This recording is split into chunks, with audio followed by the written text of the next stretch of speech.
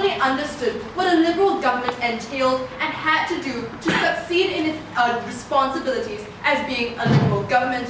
Whereas on their side, they completely lost the focus of today's debate. Instead of standing for what the liberal government had to do to achieve its aims, they completely skewed the debate towards all three speakers, that instead it should be something on an individual stance. And they were debating about whether religion was really beneficial for the individual. Instead, what we should have been debating was whether it was beneficial in achieving the aims of a liberal government, and then in turn, the benefits that will go to the individual would have already been subsumed under our policy in the first place. And they conceded to the fact that when they came up in the second speaker, saying that religions do change for the better, they conceded to the fact that yes, religions have problematic aspects to this, that governments have to filter out. But then they also said that these faults, but then they also admitted to the very fact that these faults hampers in achieving the prospects of building a successful liberal government. And to that we showed you they conceded to the fact, because religions do hamper in producing a liberal government, on our side, with our policy, we best produce the aims of a liberal government. And today's debate wasn't a policy debate. Today's debate was more on a value judgment debate, on whether a liberal government had to subsume some sort of policy or some sort of religion in today's debate, atheism, to really succeed in pushing for its aims. And we showed you exactly how this was done. And even though they kept pushing for a policy, we gave it to you anyway in our second and third speaker.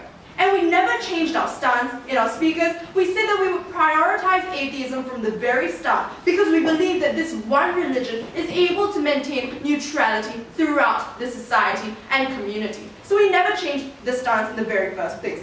In today's debate, we have two main clashes. Firstly, on who best fulfills the objectives of a liberal government, which stands in the spirit of the motion, and secondly, on who best guards by the religious rights of an individual, which is something that they made a big deal out of, but was never really the main spirit of the motion that we had to deal with today. So the first point on who best deals with the responsibilities of a liberal government, in which they told us that a secular government can entail to everyone's views, but we already showed you from the very start by providing you a differentiation between a secular government and between our government, in which we have the government that pushes for a specific religion. Because on their side, when so many different religions coexist with so many different entailments and boundaries to it, there is no secularity achieved on their side. Because when passing a policy, you'd have to entail it to all the religious aspects, and you can't do this in every scenario. Therefore, some policies will be made for some religions, while others are made for another. That means you will always be shortchanging another aspect of community in your society. Therefore, your secular government can never entail to everyone's needs. But on our side, with a liberal government that only guards by atheism, we admit to the fact that we only regard you as an individual with individual rights as a human being, completely disregarding the fact that you have different religious boundaries, because it's not something that can benefit everyone in society.